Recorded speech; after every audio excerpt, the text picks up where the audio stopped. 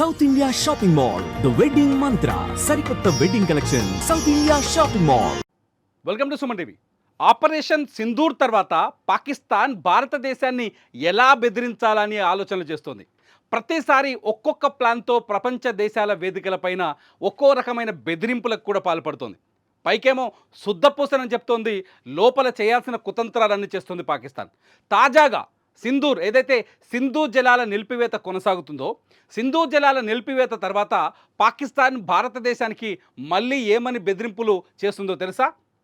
బ్రహ్మపుత్ర నది నీళ్ళని ఆపేస్తాం, మీ నార్త్ ఈస్టులో ఉన్న రాష్ట్రాలను ఎడారులు చేస్తాం, చైనా మాకు అండగా ఉంది, చైనా మాకు మద్దతు ఇస్తోంది, ఏ క్షణమైనా బ్రహ్మపుత్ర నదిని మేము అడ్డుకుని తీరుతామని చెప్తోంది. నిజంగా పాకిస్తాన్కి అంత శక్తి ఉందా? నిజానికి చైనాకి భారతదేశానికి మధ్య కూడా బ్రహ్మపుత్ర నది విషయంలో కొన్ని ఘర్షణలు, వివాదాలు, అభ్యంతర భేదాలు ఉన్నాయి. కానీ ఏ క్షణము ఎప్పుడు చైనా బ్రహ్మపుత్ర నదీ జలాన్ని అడ్డుకుంటామని భారత్కి వార్నింగ్ ఇవ్వలేదు, కానీ పాకిస్తాన్ ఇస్తోంది. సింధు జలాలు ఆగిపోవడంతో, పాకిస్తాన్కి సింధు జలాలు ఆగిపోవడంతో పాకిస్తాన్లోని పంజాబ్ రాష్ట్రం ఇప్పుడు ఎడారిలా మారుతోంది. పాకిస్తాన్లో ఉన్న కీలకమైన పంజాబ్ రాష్ట్రంలో ఉన్న కీలకమైన నదులు మెల్లగా నీళ్లు తగ్గిపోయాయట నదుల్లో. రైతులు తీవ్రమైన ఆందోళనలో ఉన్నారు. ఇప్పటికే పంజాబ్కి పాకిస్తాన్లోని సింధు ప్రావిన్స్కి మధ్య సింధు జలాలపైన గొడవలు ఉన్నాయి. పంజాబ్లో దాదాపు 3 కోట్ల ఎకరాలకి పాకిస్తాన్ ప్రభుత్వం నీళ్ళు ఇస్తుంది, కానీ సింధులో దాదాపు 1 కోటి ఎకరాలని ఎండబెడుతోంది సింధు ప్రావిన్స్లో అనేది. రెండు రాష్ట్రాల మధ్య ఘర్షణలు ఉన్నాయి, కొట్లాటలు ఉన్నాయి, రైతులు తీవ్రమైన ఆందోళన చేస్తున్నారు. పాకిస్తాన్ ప్రభుత్వాన్ని 2 ప్రావిన్సులు వ్యతిరేకించడానికి కారణం కూడా సింధు జలాలు. అటువంటి సింధు జలాన్ని దొడ్డిదారిని ఎక్కడో మళ్లించే ప్రయత్నం చేసింది మధ్యలో పాకిస్తాన్. ఇదన్నీ వదిలేసి ఎప్పుడైతే పహల్గామ్ దాడి తర్వాత భారతదేశం సింధు జలాల ఒప్పందాన్ని రద్దు చేసిందో అప్పటి నుంచి పాకిస్తాన్కి వణుకు పుట్టింది. ఏం చేయాలో అర్థం కాక ప్రపంచ దేశాల వేదికలన్నింటిపైన సింధు జలాలని ఏడిస్తోంది. ఇప్పుడు కొత్తగా ఒక కొత్త ప్రచారాన్ని మొదలుపెట్టింది. బ్రహ్మపుత్ర నదిని భారత్లోకి రాకుండా అడ్డుకుంటామని చెప్పింది. దీనికి అస్సాం ముఖ్యమంత్రి హిమంత్ బిశ్వ శర్మ చాలా స్ట్రాంగ్ సమాధానం చెప్పారు. ఈ సమాధానం ఇప్పుడు ప్రపంచం మొత్తాన్ని నివ్వెరపరుస్తుంది. ముఖ్యంగా భారతదేశంలో ఎవరైతే పాకిస్తాన్ వైపు కొంత మాట్లాడుతున్నారో, భారతదేశంలో ఎవరైతే పాకిస్తాన్కి సింధు జలాలు ఇవ్వాలనుకుంటారో, మన దగ్గరనే దేశద్రోహులు ఎక్కువ. పాకిస్తాన్కి సింధు జలాలు ఇస్తే తప్పేంటని, పాకిస్తాన్ ప్రజలకి ఎందుకు అన్యాయం చేయాలని, వాళ్ళని మానవతా కోణంలో ఎవరో మాట్లాడారు నిన్న మొన్న, మానవతా కోణంలో మనం చూడాలని, ఇటువంటి వాళ్ళకి హిమంత్ బిశ్వ శర్మ చాలా చక్కగా, చాలా మొహం మీద గుద్దినట్టుగా ఒక ఆన్సర్ చెప్పారు. ఆ ఆన్సర్ ఇప్పుడు మీరు చెప్పబోతున్నాను. బ్రహ్మపుత్ర నది ఒకవేళ చైనాలో మొదలైనప్పటికీ, బ్రహ్మపుత్ర నది చైనాలో మొదలయ్యేటప్పుడు ఎర్లాంగ్ అంటారు దీన్ని, బ్రహ్మపుత్ర నది చైనాలో మొదలైనప్పటికీ అది చైనాలో ప్రవహించేది కేవలం 30 నుంచి 35% మాత్రమే. మిగతా 60 నుంచి 70% భారతదేశం నీళ్ళతోటే, వాటర్ సోర్స్ తోటే బ్రహ్మపుత్ర నది పారుతుంది అని చాలా స్పష్టంగా చెప్పారు హిమంత్ బిశ్వ శర్మ. చాలా స్పష్టంగా ఒకసారి చూద్దాం ఆయన ఏం చెప్పారో. ఆయన మాటల్లోకి ఒకసారి వెళ్ళి చూస్తే, బ్రహ్మపుత్ర నదిలో చైనా వాటా కేవలం 30 నుంచి 40%, అది కూడా టిబెట్ భూమిలో. ఆ 30 నుంచి 40% నీళ్లు బ్రహ్మపుత్ర నదికి ఎలా వస్తాయండి? టిబెట్ ఉంది కదా, టిబెట్లో ఉన్న మంచు కొండలు కరగడం ద్వారా నీళ్ళు వస్తాయి.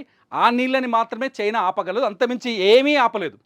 ఒకవేళ బ్రహ్మపుత్ర నదిని చైనా ఆపినప్పటికీ కూడా అది భారతదేశానికి మేలే జరుగుతుందని చెప్తున్నారు హిమంత్ బిశ్వ శర్మ. ఎందుకంటే వరద ఫ్లోటింగ్ తగ్గే అవకాశాలు ఎక్కువగా ఉంటాయి.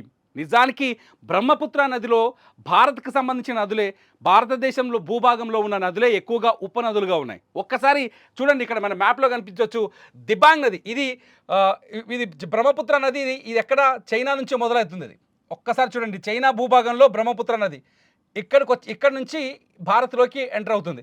ఇక్కడ భారత్లోకి ఎంటర్ అయినప్పుడు అక్కడ నది ఫ్లోటింగ్ని ఒక్కసారి అంచనా వేస్తే 2000 ఒక సెకండ్కి 2000 క్యూబిక్ మీటర్ల నుంచి 3000 క్యూబిక్ మీటర్ల ఫ్లోటింగ్ కనిపిస్తుందండి నది. కేవలం 2000 to 3000 ఇది ఇక్కడున్న నదిని ఇంతవరకు ఒకసారి పరిశీలిస్తే 2000 క్యూబిక్ మీటర్ల నుంచి 3000 క్యూబిక్ మీటర్ల వరకు కనిపిస్తుందట. వన్స్ నది భారత్లోకి ఎంటర్ అయింది అనుకోండి, ఇక్కడ నుంచి ఇది ఎంటర్ అయింది, ఇక్కడ చూడండి ఒకసారి, ఇక్కడికి వచ్చేసరికి బ్రహ్మపుత్ర నది ఫ్లోటింగ్ పెరిగిపోతుంది. ఇక్కడ బ్రహ్మపుత్ర ఫ్లోటింగ్ 15,000 క్యూబిక్ మీటర్ల నుంచి 20,000 క్యూబిక్ మీటర్లకు పెరుగుతుంది.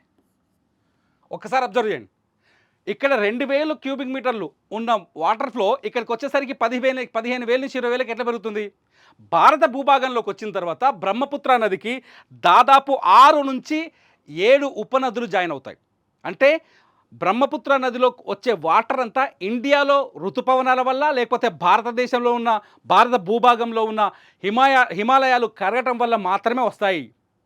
అంతకుముందు దీనికి భారత సరిహద్దుకు ముందు వచ్చే నీళ్ళన్నీ కేవలం ఆ టిబెట్లో కరుగుతున్న కొన్ని మంచు పర్వతాల వల్ల వస్తాయి తప్ప చైనాకి అడ్డుకునే శక్తి లేదు, అడ్డుకున్న భారత్కి నష్టం లేదనేది హిమంత్ బిశ్వ శర్మ ఎవరైతే అస్సాం ముఖ్యమంత్రి ఉన్నారో ఆయన చెప్తున్న మాట. ఒక్కసారి చూద్దాం ఇక్కడ ఏ నది వచ్చి కలుస్తున్నారు ఒకసారి అబ్జర్వ్ చేస్తే. ఇక్కడ చూడండి, లోహిత్ ఈ ఉపనది అక్కడి నుంచి మొదలైన టిబెట్ ఏరియా నుంచి మొదలైన లోహిత్ నది వచ్చి ఇక్కడ కలుస్తుంది. తర్వాత దిబాంగ్ నది, ఇది ఒకసారి నేను కలర్ మార్చే ప్రయత్నం చేస్తా. ఇది దిబాంగ్ నది, లోహిత్ ఇది, ఇంకోటి వచ్చేసి సుబాన్సిరి, ఇగో ఇది సుబాన్సిరి ఇక్కడ వచ్చి కలుస్తుంది, బ్రహ్మపుత్ర నదిలో కలుస్తుంది. ఇంకోటి అయితే సైఖోవా, ఇగో ఇక్కడ నుంచి కలుస్తుంది. సైఖోవా కాదు, దీని పేరు ఏంటంటే ధన్సిరి, ఇది ఒకటి కలుస్తుంది. మానస్, ఇక్కడ నుంచి టిబెట్లో మొదలైన మానస్ నది వచ్చి బ్రహ్మపుత్ర నది కలుస్తుంది. అండ్ ధన్సరి ఇదొకటికి వచ్చి ఇక్కడ కలుస్తుంది. మొత్తం ఏమేమి లోహిత్ కొన్ని మ్యాప్లో కనిపించట్లేదు. ఒకటి లోహిత్, దిబాంగ్, సుబాన్సిరి, జియా భరేలి, ధన్సిరి, మానస్, తోర్సా ఇక్కడ కనిపిస్తుంది. తోర్సా నది ఈ ఏరియాలో ఉంటుంది, అది ఈ ఏరియాలో కనిపిస్తుంది. సో తోర్సా అండ్ సంకోష్ నది ఒకటి, అట్లాగే తీస్తా నది ఒకటి.